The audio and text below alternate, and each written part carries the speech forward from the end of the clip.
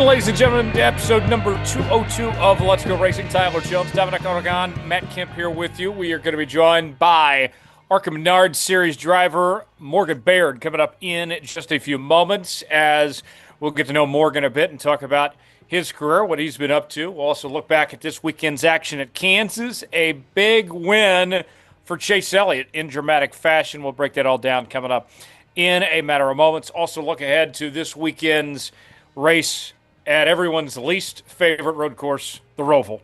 There at Charlotte Motor Speedway. We'll talk about that. Go over our headlines and our news and notes and our mailbag at the end of today's show. Dominic joins me right now, fresh off a trip to my home track, Kansas Speedway, where, Dom, we saw an exciting finish there at the end with Chase Elliott getting it done, but it wasn't without controversy. Denny Hamlin involved with his driver there, Bubba Wallace. Dominic, tell me your thoughts on the way things transpired on that final lap.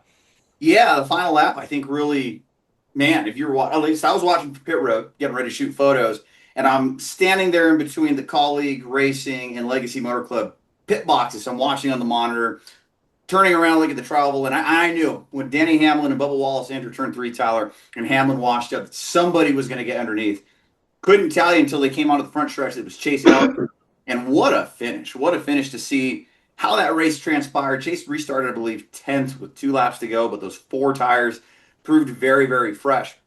You were talking about a controversial thing with the race. I got to tell you, Tyler, what came to mind for me personally, real quick, was most controversial is you're there for all of these big races at Kansas Speedway. It was sad to not see you this weekend at Kansas Speedway, my friend.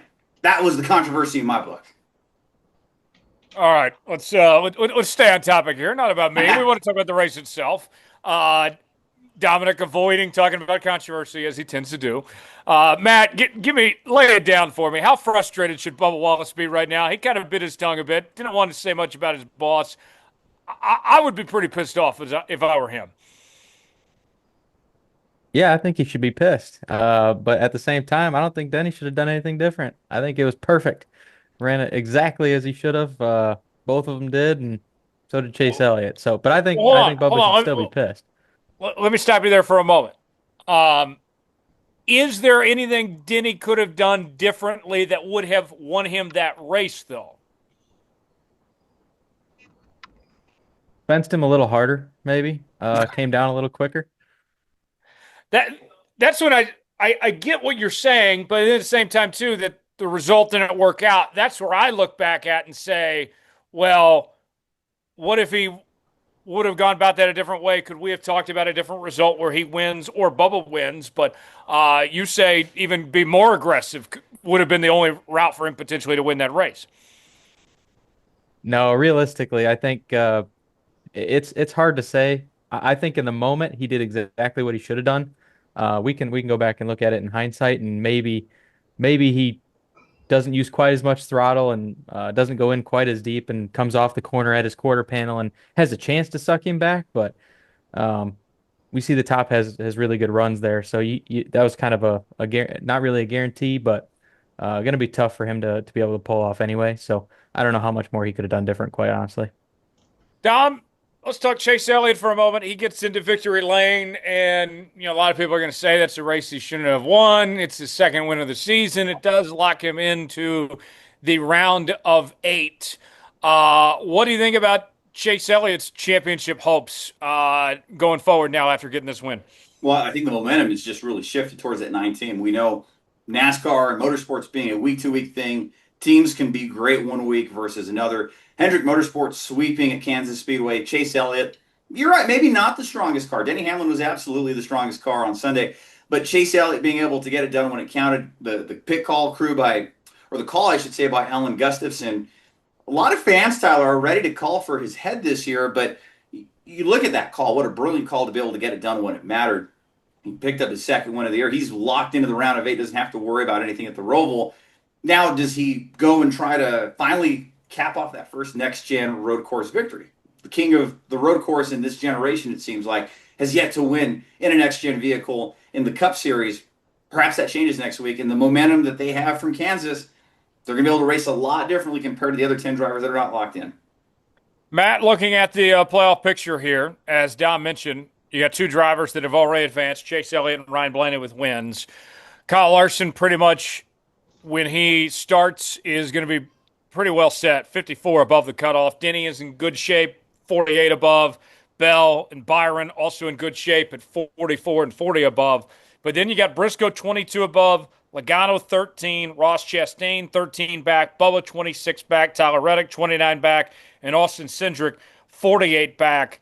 I would say, looking at the way things are stacking up, Matt, going into next week, Joey would be the one that I would be the most concerned of potentially falling out. And of those four guys, pretty much anybody but Bubba, I think's got a chance to win at the Roval. What say you? I would agree on the Logano point. Quite frankly, I know Austin Cindric's got a lot of good road course experience, but I still am not convinced the Penske cars are going to be good anywhere other than a 1 mile flat oval. So I'm not thinking he's going to have too much of a chance. Maybe Reddick.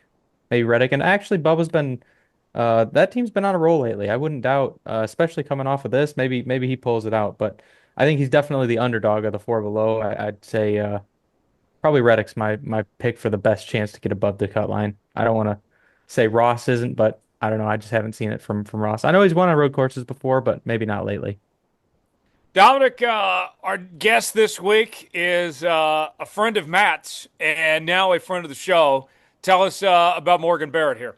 So Morgan, professional race car driver, is running the ARCA Menards series. He's running the NASCAR Craftsman Truck Series, and I believe has made an Xfinity start too. And he and Matt Kemp have a long-time friendship.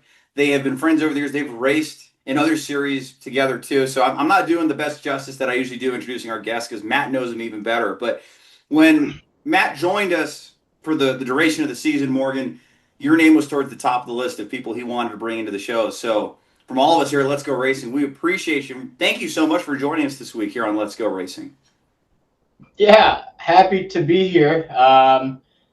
I mentioned earlier, kind of off air, I don't know what Matt could have told you that convinced you to have me on, but I'm very grateful. I can give you kind of a little bit of raw unfilteredness, I guess, to an extent. Stay professional for everyone involved. Of course, but I appreciate you having me, and happy to share any unwanted opinions with I'm sure hundreds of thousands of individuals who will be tuning in to watch this. Well, Morgan, you want to be raw and unfiltered. If you need to curse or say however you feel, by all means. We're not bleeping anything out. You just go ahead and let it fly, my friend. Since Dominic is holding back and doesn't want to tell us how he really feels about the finish to the race on Sunday, Morgan, I'm just going to toss it to you. Tell us what you thought of the way that race played out. How pissed should Bubba Wallace be? Well, to back up a little bit, I think the most angry person that left Kansas outside of Bubba was probably Zane Smith, because I don't know if you saw the replay, but John Hunter Nemechek, I don't know if his brakes went out or, he just aimed for the side of the 38 car. But, it looked like he drove straight into Zane Smith, ultimately ending with Zane on his side there. And he was upset, rightfully so. I don't know if you guys saw the replay, but if anyone, I wanted to give a little light to Zane Smith. That was a pretty wild ride he took in that 38 car. But outside of that, if I'm Bubba, I'm definitely angry. I think Denny did everything he needed to do. Hindsight, 2020. If I'm the car owner, I don't think I'd go in there and send it on my own team car. I'd get the mentality. He's going for 60 and everything. But there's an unwritten rule, in my opinion. You can't go in there and, two Toyotas at the end of that. Actually, four had a chance to win.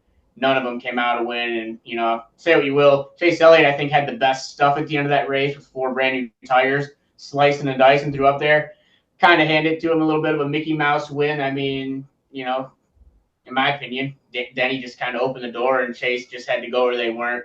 Congrats on the win. I think Dominic mentioned that, that momentum is a big key aspect in the sport. And, they might catch fire. I don't see him coming out and lighting it up on the Roval. You're going to have to beat SVG. There's no way around it. Maybe Allmendinger to talk that. But, he got in there on some great strategy from Allen. And, they're finishing off there with, have Hamlin kind of open up the bottom like that for him. It's a good win on his part, but back to the original question of how Mad Bubba should be. It's your boss. You can only kind of say so much. Maybe if you put Alex Bowman in that car that washes him up to the wall, it's a completely different conversation. So, you just in that situation, you cannot let another manufacturer win when there's 4 or 6 Toyotas up there at the end of the race. That's my 2 cents on it.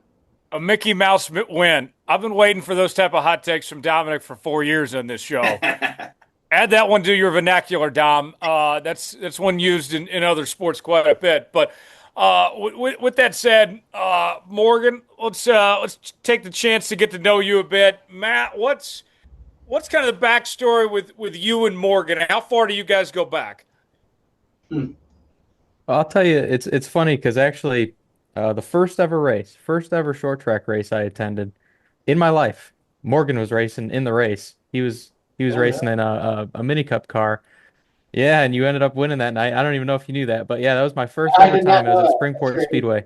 Where was it? Yeah, so that was my first ever time, Springport. Where? So yeah, that was my first ever time at a track, and Morgan won. Morgan didn't even know who I was, and I watched him win. And I was rooting for him because he had a Carl Edwards mini cup car, and it was the coolest looking car in the field. So, started racing together years later, and eventually, at some point, we started having some good races once I finally started to figure out how to drive a car, and then he moved up to dwarf cars. I kind of moved up to dwarf cars, and our paths have crossed a few times since. But yeah, no, we got a long history racing, a lot of times racing on iRacing, and we've kind of come up through the same series. Maybe at just a little bit of time with a little bit of crossover, but again, more so on the iRacing side, and then obviously through to the ARCA stuff now. And Morgan's moved up past. He's grown up and gone to the big boy leagues, but that's all right. Trying. That's working out pretty good so far, Morgan. Yep, not giving up. Made it this far. Yeah, and for the viewers at home watching the video version, Morgan, quite the trophy collection behind you there. Tell me about some of those wins you've had. Yeah, those old dusty things. I don't know. We used to do well back when I raced against Matt. We've had a handful of championships, dozens of features wins at the lower divisions, and I've just always believed that I can compete at a high level, whether it be trucks, Xfinity, ARCA. I'd take any opportunity given. And last year made my Xfinity debut at Atlanta with Joey Gay's Racing.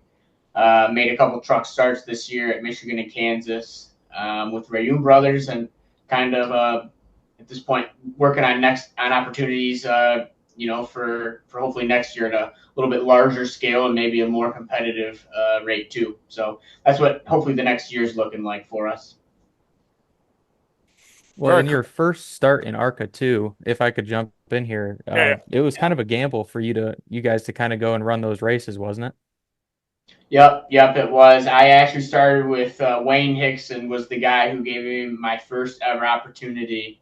I made my debut at Michigan in 2015 or 16, and I made 3 or 4 starts that year, Kansas and a few others, and just kept making starts, introducing the right people, and just meeting the right people and going up the ladder. Essentially, is this where I'm at, and Matt's kind of going through that now.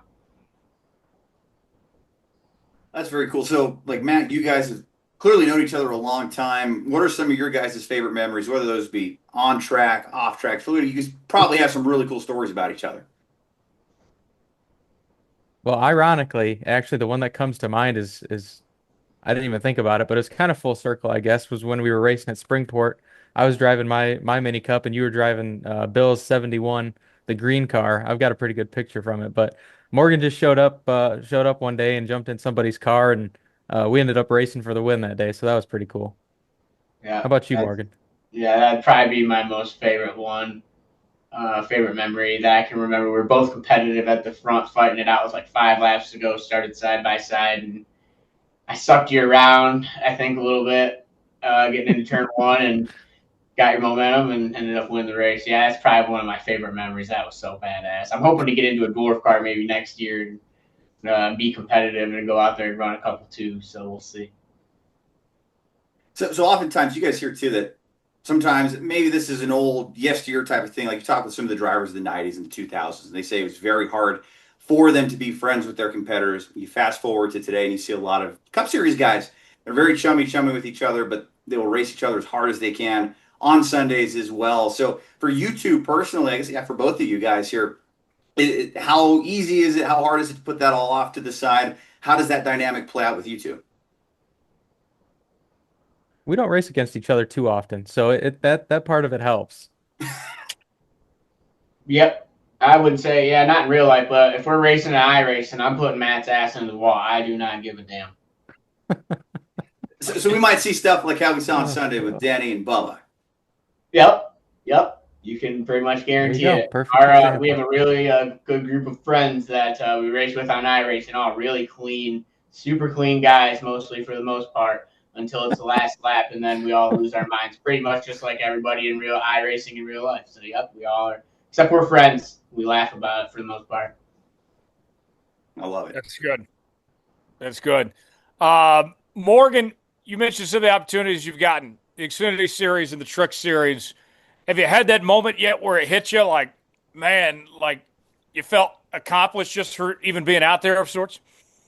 Yeah, actually, I mean, when you get the opportunity to get behind the wheel and you know you're actually going to have a chance to go out and race it, I wouldn't say it's more of a feeling of like I've made it. It's like, what do I got to do to make sure I can come back and keep doing this is more my mindset. Or how do I get the next opportunity? I've never been secure enough to where I have like a half a season or a full season, saved up in a sense. So that's my goal, is to get into a spot where I'm like, okay, I've got like 5 or 10 races where I can do something.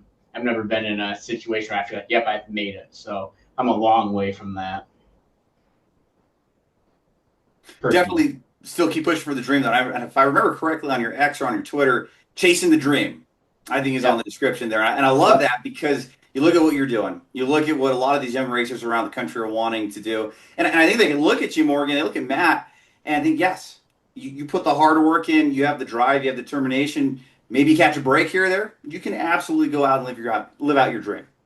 Absolutely. And I was going to say something to compliment Matt is, he's made so many starts. He's made what he's done in a year, the amount of starts he's made, although maybe the results might not be there, but being in the garage is so important, having that face familiarity with individuals. And, for me, it's always what I've come to learn is being in the right place at the right time, right people. And you can't do that. I'm not in a spot where I'm able to, have those opportunities to go and go from track to track like that, but he's doing the right thing where he can put himself in front of people who, that's how opportunities happen. So I condemn him from that. That's a good effort right there. I just got to go door to door and keep trying, so I'm sure that's what he's doing as well.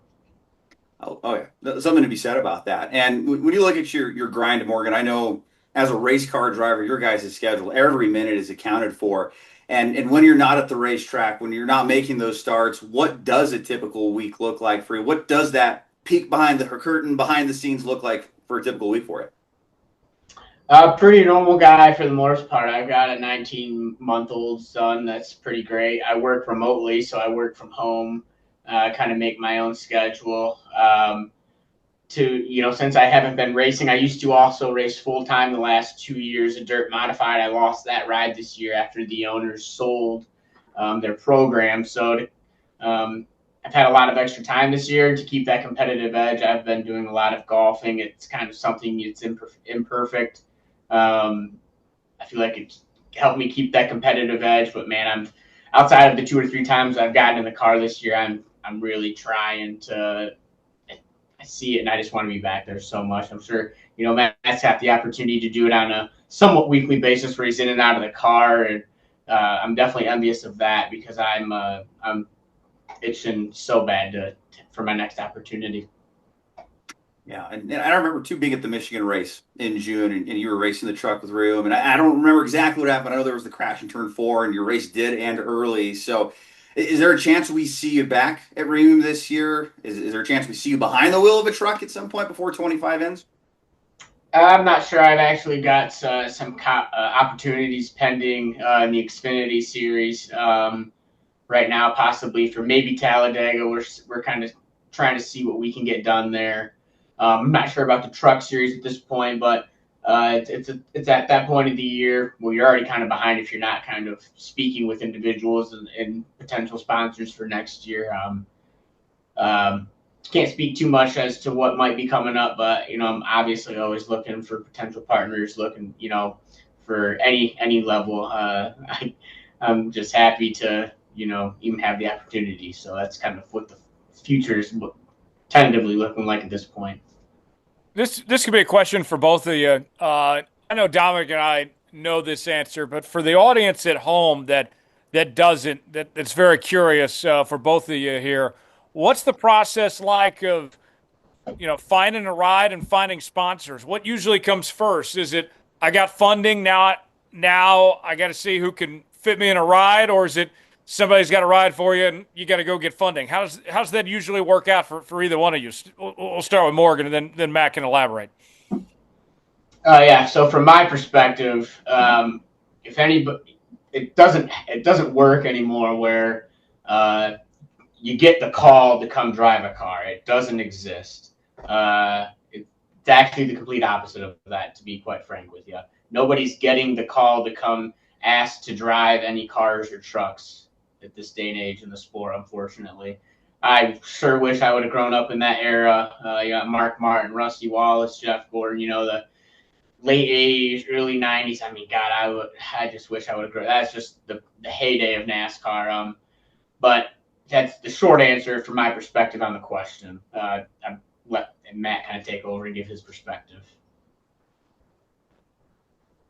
I think it go both ways, honestly. I think for the most part, when you're starting out, yeah, you're 100% right. Like, you're not getting a call. Like, that's not how it works unless you've got some kind of family ties or connections to the team owner. I mean, you're not getting asked to drive anything. So, you got to be ambitious as a driver early on in your career and go out and try to create those opportunities. And then at some point, after you've created those opportunities for yourself, there's a chance that maybe if you have a connection, they might give you a call and ask you how much you can bring for a certain event. That's so the best way to put it right there is you're on retainer. That's really how that's. Yeah. It's the best way It kind of go both ways, though. It just kind of depends on where you're at in your career, I think. Yeah, kind of hearing that, Tyler, kind of feels like, and maybe it's not maybe it's a generalization here, but maybe a summary or a way to compare that to the work world. I think it's the same thing when you have an employer that wants to hire you or you apply for a job, you kind of have to put yourself out there and correct me if I'm wrong, Matt, but I think it's kind of like a balance too with the team owner, right? You don't want to spook them and come off too strong, but you also have to strike a strong presence. You want to leave a good impression. No, for sure. You definitely do, but you want to be genuine too and do the right things and be yourself. But at the same time, yeah, you've got to, and that's another hard thing, of what Morgan's done, especially these past few years, past decade now almost, is kind of getting these one-off chances once a year to go and compete at such a high level. Not only cultivating relationships, but also going out and executing as a driver. You have to learn so fast and be able to just know. Like all these other guys that you're racing against, yeah, they've probably run more races in the last year than either of us have run in our lives. So just because they have the budget and power to them to be able to do it. But as someone in this kind of position, it just makes it really, really difficult to go out and compete at that level. So big kudos to Morgan to be able to do that at such a high level too. So I got something for both of you guys along these same lines. Are team owners not selling stuff for themselves at all? And if they are, do they have their driver in mind that they are looking at or something like that? Like what goes on there? Because so much is on the driver, but where are the teams factor in all this? Do they just not have the manpower to do anything themselves?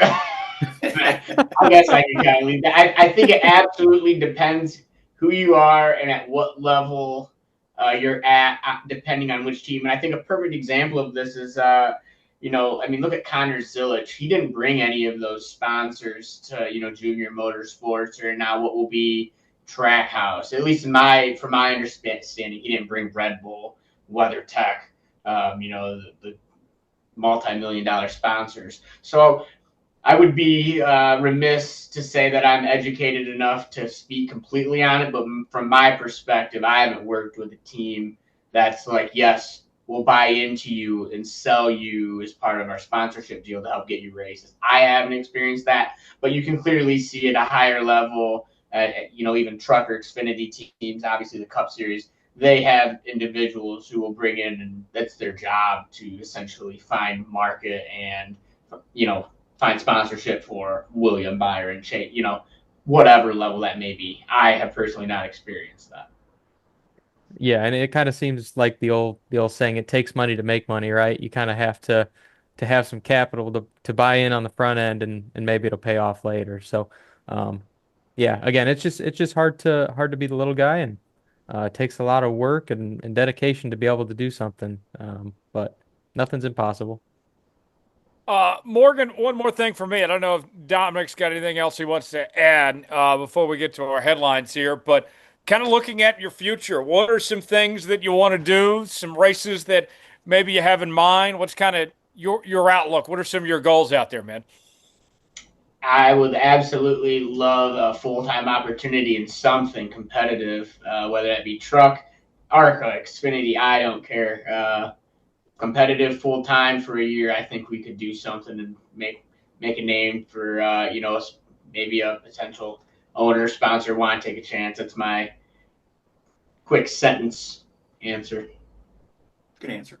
Very, very good answer. And the only thing I could think of to add, somebody's watching or listening along, and they're racing, and they're grinding it out on Friday nights and Saturday nights, and they see what you're doing. What advice would you give to local racers across the U.S. and around the world that would want to take that next step? I think there's two answers to that. There's a very blunt, maybe not popular answer, but then there's an answer that be a little bit more inspiring for the younger generation. I think I'll go with that one. Getting started young is huge. Making the connections is bigger. Being successful, having racecraft is important.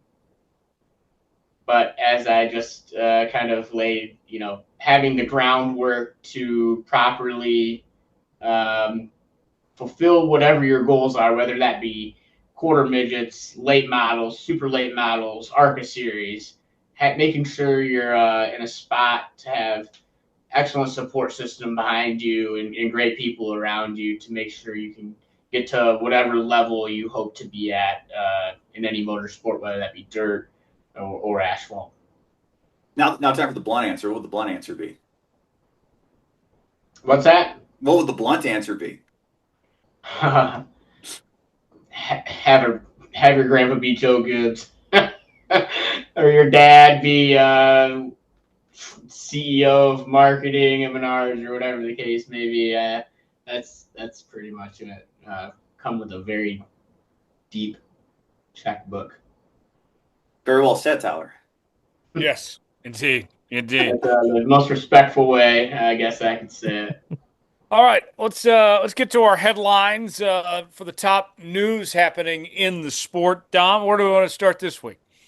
From TV ratings to the odds, no, let's start with news in the NASCAR Xfinity Series. Tyler, Rodney Childers and JR Motorsports have announced a deal for 2026, with Childers going to be the crew chief of JRM's #1 Chevrolet. Sounds like it's going to be an all-star car, Tyler, #1, with Connor Zilisch and Carson Kvapil taking a majority of the races. The two will split the time in that #1 car.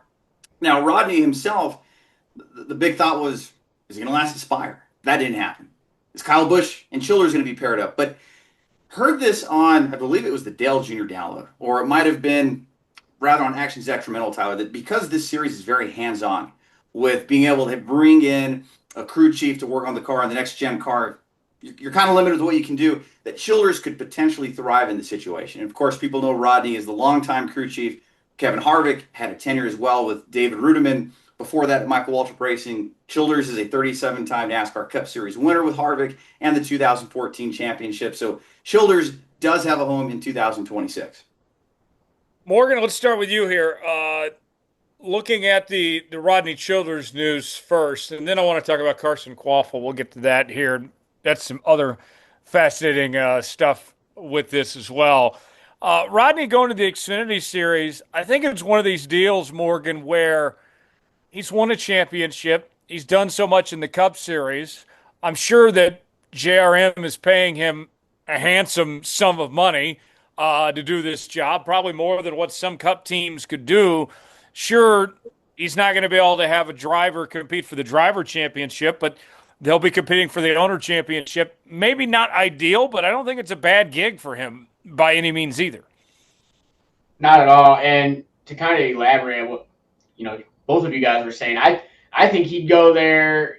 I think being able to put his hands on the car. I think Dominic, you mentioned. I heard the same episode of, I think it was Dale Jr. Download, is he is going to thrive there because you can really put your hands on the car, and the crew chief has a major implication on how the car does. So I bet I think him going there he's just going to go there to have fun. Junior has been so complimentary of him over anytime Junior's talked about him, he's been complimentary, and I think he saw an opportunity to get someone good, and he took that opportunity immediately. I think whoever jumps in that car is going to be an instant contender no matter what. Oh yeah. Now, we do know who is in that car, Matt. An all-star ride with Carson Quaffle and Connor Zilisch. Connor, of course, is moving up to the Cup Series to replace Daniel Suarez. Carson Quaffle, full-time at JRM. Now he's going to be going to a part-time role. There was some rumblings about him being connected with Penske. And, of course, Penske's not running Xfinity cars right now. What the hell is going on with Carson Quaffle? How did we get to this point where he's part-time here? Yeah, no, that's going to be really interesting. But if you look at the stats this year, I mean, it's hard to really vouch for anybody else on the team other than Zilisch. I mean, he's kind of dominated, missed a race or two, and he's still got would have over a points race worth the lead if it was a full season point standing. So obviously, when your teammate is running that well and you're not quite performing to the standard, sometimes it works out that way. And I know we all know that the sponsorship thing kind of matters the most, but so ultimately the answer is it probably just comes down to sponsorship, but who knows, maybe there's some affiliation and some kind of transitioning of things that is causing this. But I think regardless, it's going to be a good direct comparison for him, good stepping stone in terms of learning next year, being able to basically share a ride with the guy who's dominating this year and a crew chief who obviously has a very good track record. Well, I found it very strange, Dom, that we found out the news of them splitting the ride through a crew chief announcement. And then you wonder, okay, what's in store for Carson Quaffle? Could he be full-time in the Truck Series? Is that Penske thing coming to fruition? Could we see him get some starts on the Cup side for Penske here? There's still a great unknown with Carson Quaffle here. There's so much behind the scenes that we're just not privy to just yet. But the comparison, I think, of Tyler is 2018 when Austin Cindric had to split rides in the Xfinity Series to maintain championship eligibility. Because recall, he ran the Penske 22 for, I believe, a majority of the races, but still had about, 14, 15 starts that weren't covered.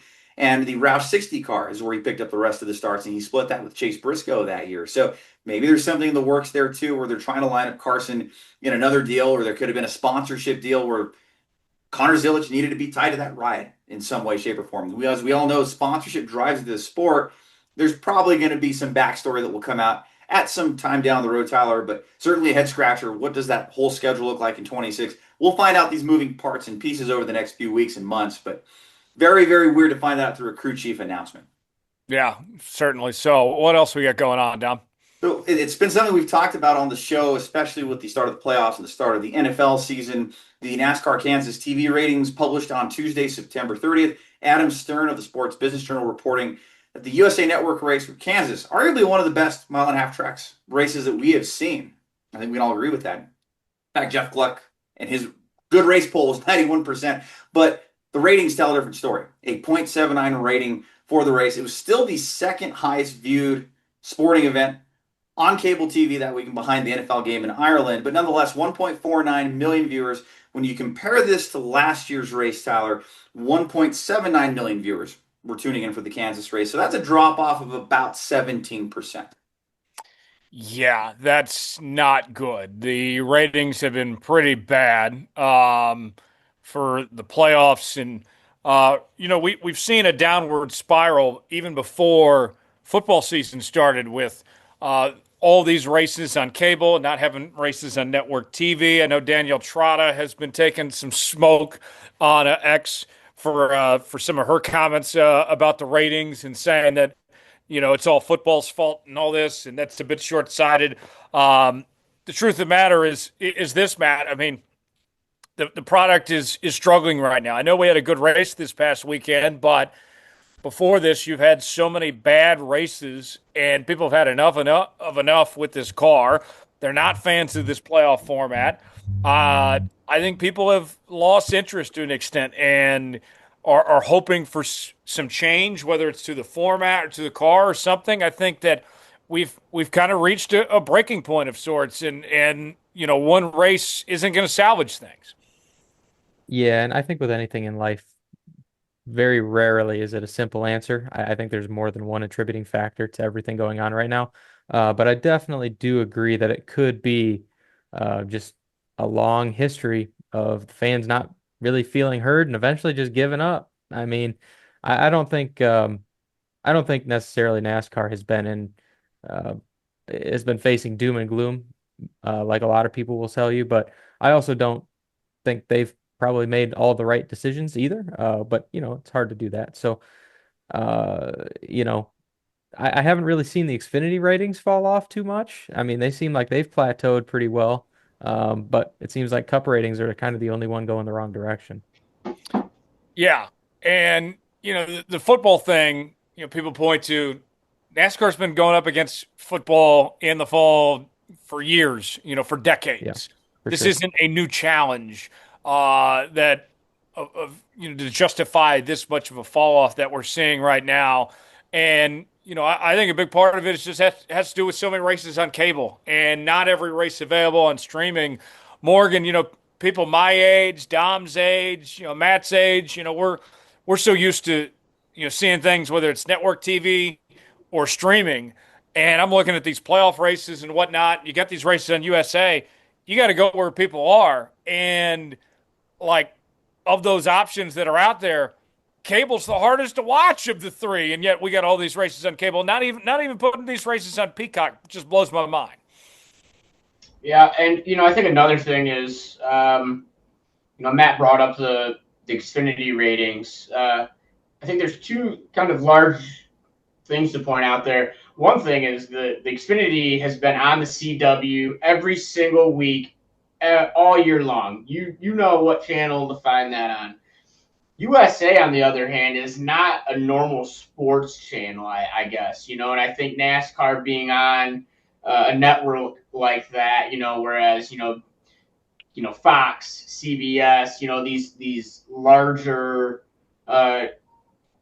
these corporations are going to put the NFL on when they get 10 times the viewership that NASCAR gets. That's kind of what NASCAR gets delegated to. And the other thing is, I think the product has obviously not been there. Although we had an amazing race this last weekend, I think it kind of falls on NASCAR because they're in a spot now where they can't do anything to the race cars at this point in the season because it would be too large of an adjustment this late.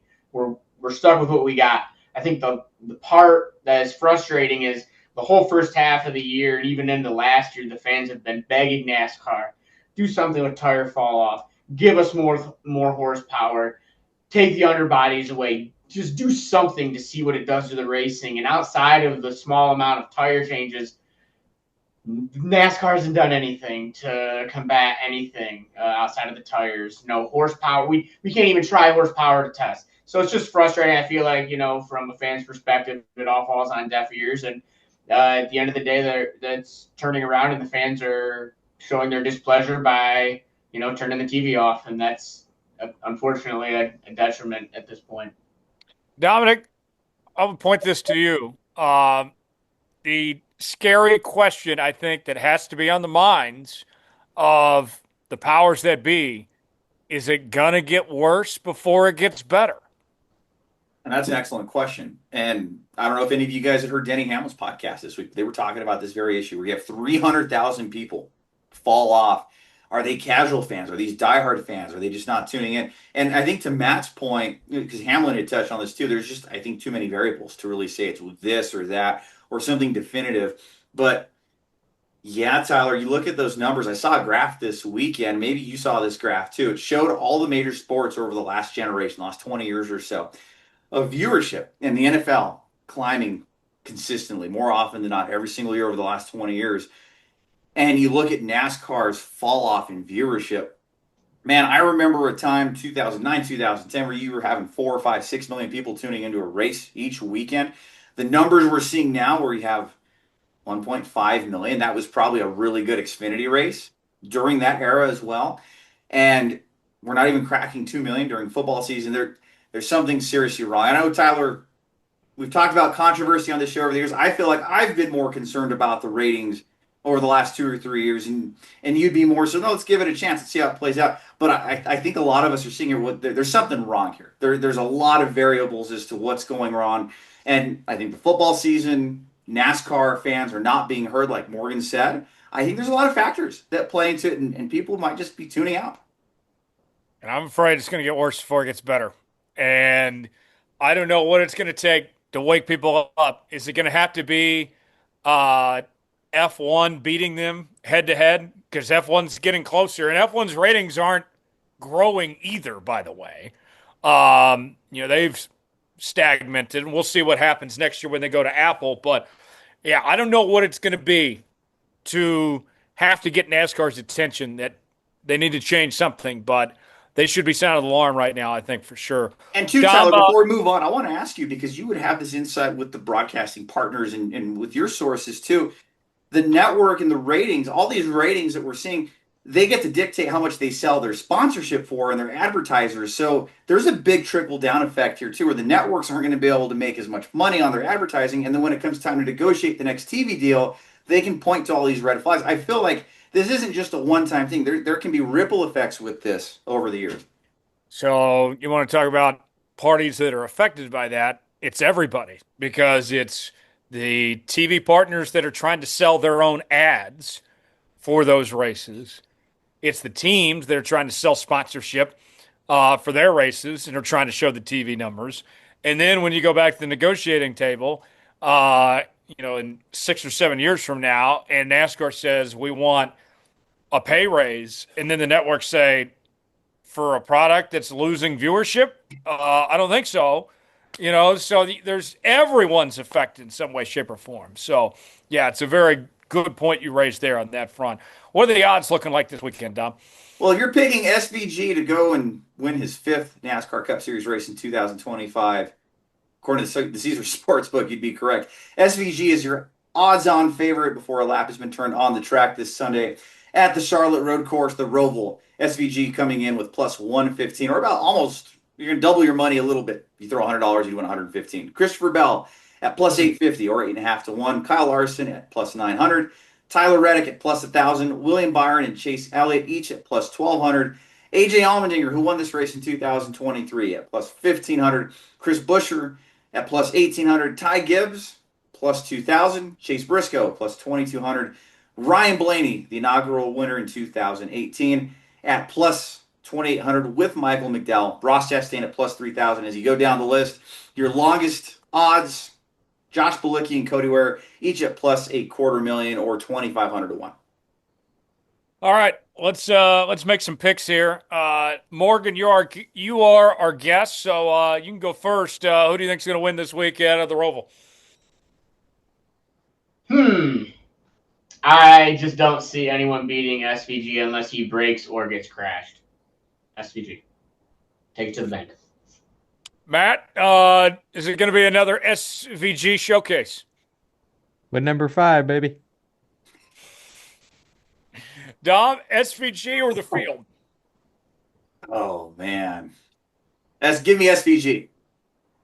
Let's make it 4 for 4. Give me SVG as well. There we go. Now, the real question is, Tyler, when the odds change throughout the week, will he charter into minus territory because so many people think he will win?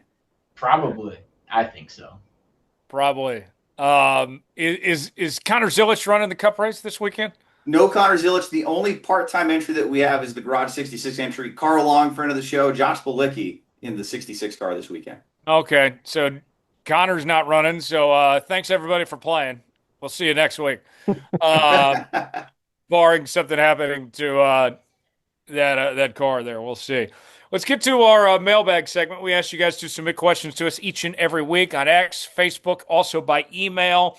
And our first question, it's for everybody around the room. It comes from Lexi, and Lexi wants to know, guys, who do you consider the all-time GOAT in NASCAR? Obviously referencing the greatest of all time. Dom, you and I, we've answered this question before, you and I have, but I'm very curious to see what these guys have to say, as their answers might be different than ours, and maybe your opinion has changed, Dom, since the last time we talked about this. But let's start with Matt. Matt, in your opinion, who is the GOAT in NASCAR? Tough question. It really is. My personal opinion, that is more of a Mount Rushmore and who was the greatest of each generation, because every generation was so different. But I tend to lean towards the guys who had to do it without knowing a whole lot. So it'd be hard for me to go against somebody, especially after actually watching the Earnhardt series on Prime. That was really good, I thought. So I'm gonna say Dale Earnhardt, quite frankly. Dale Earnhardt. Big Jimmy Johnson fan, so I'm a little biased, and I want to say Jimmy Johnson, but I don't know, man. Dale's just different breed. Morgan, what's your answer? Austin Dillon. The real intimidator. Yeah. The fast lane. Nah, let's get real. Who's the real three here? See that movie he pulled on Logano last year? Yeah. Yeah. So, Yes. no, absolutely not Austin Dillon. It's kind of a generational thing. It's like comparing LeBron to MJ and so on. Honestly, I'd have to go. Man, he's still young, but I'd say Kyle Busch, man. I just think what he's done across all three series is just amazing. I think if he wasn't maybe in the situation he was right now with, RCR, he'd piling on more wins. But yeah, I mean, he's first ballot Hall of Famer, and he's still got a lot of years left. My honorable mention would probably be Jimmy Johnson or Dale Earnhardt. Okay. I Two like that different pick. answers so far. Dom, do you have a different answer than the previous two? Same thing, only different. I agree that you have to look at a generational thing, like a Mount Rushmore situation. Cars were different, drivers were different. I'm going to go David Pearson, Tyler, because David Pearson, second on the all-time wins list, 105 wins, I believe 500 and some starts, about half of what Richard Petty had. But his winning percentage, he cherry-picked for pretty much his whole career. But when he ran full-time, I think it was 5 full-time seasons, he won a title in 3 of them. And if it wasn't Richard Petty winning that during that era or Bobby Allison, it was David Pearson. So, yeah, maybe a little out of the box on that one, but I think David Pearson is in that conversation for the greatest of all time. Plus, in the 1980s, running with the Wood brothers, and again, cherry-picking his schedule at the end of his career, still being competitive into his late 40s, into his early 50s, there is something to be said about that. Very interesting. We're all going to have 4 different answers here. So there's not an undisputed GOAT. But here's my logic. Here's my thought process. I think you can, no disrespect to David Pearson or Kyle Busch, sorry, you can make the case for 4 different individuals that all have a strong case. And I think those are Richard Petty, 200-plus wins, 7 championships. Dale Earnhardt, 7 championships. Jeff Gordon, 4 championships, but did it in an evolving time and dominated in the way that he did and brought the sport to new heights they'd never seen before. And it would have been 7. It would have been 7 if they didn't change the points. Right? Yeah, it wouldn't have if the points wouldn't have changed. I know reality was different, well, but it would have been racing different. They would have been racing differently. True too, but just saying. That's what I look at when and I'm a Gordon fan, but also like you wouldn't have raced to that style that you did. You were racing to win the chase in that format. So who's to say? Fair. With that said, I think it's Jimmy Johnson. And for me, it's not just the 7 championships, but to me, it's you look at that time period, and NASCAR was trying to figure out that playoff format, and he won it how many different ways. And they were trying to, I think we can all agree to this, they were changing it, I think, a lot in that time to try to stop Jimmy Johnson Yeah, literally. from winning the championship. And he still found ways to get it done. And the other thing I would add to that is, how many generations of cars did he win championships with? In this day and age, when the competition was extremely tough, might I add you, of racing against the Jeff Gordons, the Dale Earnhardt Jr.'s, Tony Stewart's, Kyle Busch's, and all that of the world, Kyle Larson's, and he beat all those guys, Carl Edwards. If Jimmy Johnson wasn't born, Carl Edwards might be a 3 or 4 time champion in this sport. You know what I mean? Like that. Just think about that for a second. That and the one thing I would take away from Jimmy, though, that I think hurts his case more than helps him is actually his crew chief. Because while there might not be an undisputed GOAT in the sport, guys, when it comes to drivers, I think that there is an undisputed GOAT when it comes to crew chiefs, and that's Chad Knaus. I think it's Chad, and it's not even close. No, I'll go Chad. And so I think that because of that, that would be the only detriment that I would knock off Jimmy is who is Jimmy without Chad? I think Jimmy still wins a lot of championships, but I mean, it was the perfect match made in heaven. And we saw what Chad did after Jimmy left. Jimmy fell off a cliff. Chad helped William Byron get off to a good start to his career and won races and went to playoffs. So to me, that would be my only knock. Is that a fair evaluation of Jimmy Johnson from anyone here? I would say so, for sure. You're actually making me feel bad that I picked Dale now. I want to pick Jimmy. And Morgan, don't cry too hard tonight about that Carl Edwards comment. I'm sorry, buddy. I know, it's okay. I'm crying myself to sleep. Okay. You can just pretend in an alternate universe Jimmy Johnson was never born or he never became a race car driver. I've never heard it that way. Carl Edwards. That was one way to put it. I will disagree with you respectfully, though, on the Chad Knaus thing, because Dale Inman is kind of like a Tom Brady, if you will. Him and Bill Belichick worked together so long for so many years. Brady leaves, wins the championship with Tampa. Dale Inman's an 8-time champion as a crew chief, 7 with Petty, and he did lead Terry Labonte in that Hagen Racing number 44 to that title in '84. And he crew chiefed into the 90s, too. So I would have to disagree with you there. Dale Inman did it across 4 generations of race cars. I would say, not trying to get off topic and create a whole nother debate when it comes to crew chiefs, like Chad Knaus could crew chief today. He got promoted to a better job being president of competition at Hendrick Motorsports.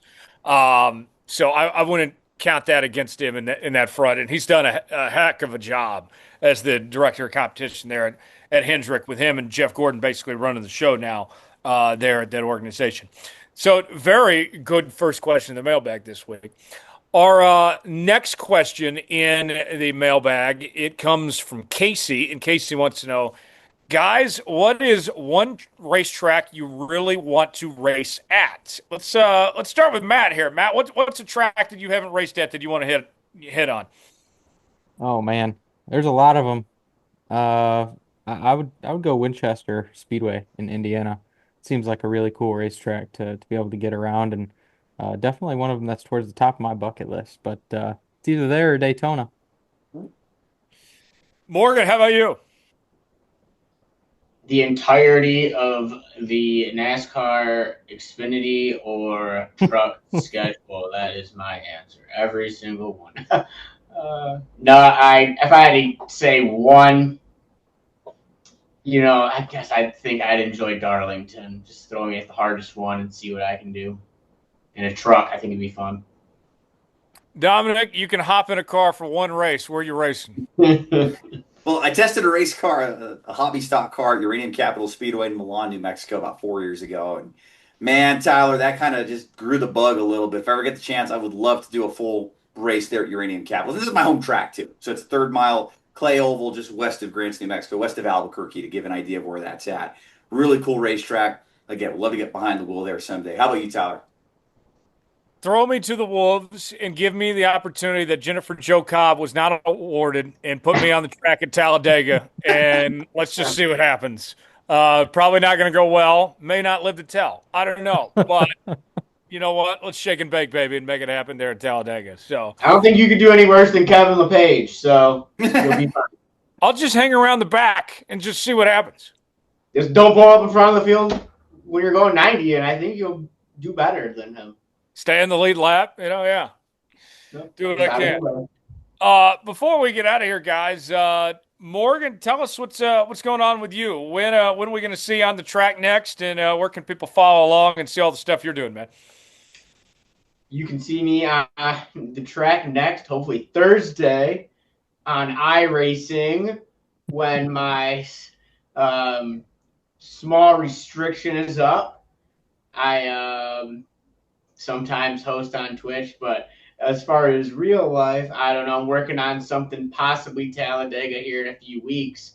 I'm not speaking on that any further. It's early works. I would probably not take it to the bank, but really looking forward to getting stuff done in 2026 here as the end of this year and, concludes. Very cool. Matt, what's going on with you this weekend, man? Closing out the ARCA season in Toledo on Saturday, and then I'm done racing for the year. So that's a sad statement, but been a fun one. Been a lot of got to go to a lot of different places, try a lot of cool tracks, and get some really good experience. And hoping to do more for next year. We're starting on that whole initiative then. So we'll be busy. How about y'all? I am enjoying myself with family this weekend. Got nothing crazy going on here, but certainly looking forward to watching some football and some NASCAR at home. That's what I'll be up to. Dominic, how about you? Yeah, we'll probably have a little family outing this weekend. We made a little family trip out of it to Kansas Speedway this past weekend. So be a home weekend here in New Mexico, but we're going to go out to a pumpkin patch, kind of eastern New Mexico, east of Albuquerque. So that should be a fun family activity this weekend. But outside of that, just kind of enjoy the time at home. Very good stuff. Guys, a lot of fun doing this edition of Let's Go Racing. Morgan, thanks for joining us, man. Best of luck to you the rest of the way. And I'm sure we'll be hearing from you again down the road. You betcha. Thanks for having me. That is Morgen Baird joining us this week on Let's Go Racing. We'll put the checkered flag out on this edition of the program. As always, subscribe to the show. New episodes out each and every week. Apple, Spotify, Google Podcasts. Also on YouTube. Leave us a 5-star review or don't leave us one at all. Hit that like button. We'd certainly appreciate it. Follow us on social media, X, Facebook, on those platforms. Also, hit us up by email and check out the Studio Soapbox Network. This show, the Jones Report, Coach Moto's podcast, and all podcast platforms. For Matt Kemp and Dominic Aragon, I'm Tyler Jones. Thanks so long. This has been another edition of Let's Go Racing. We'll see you next week.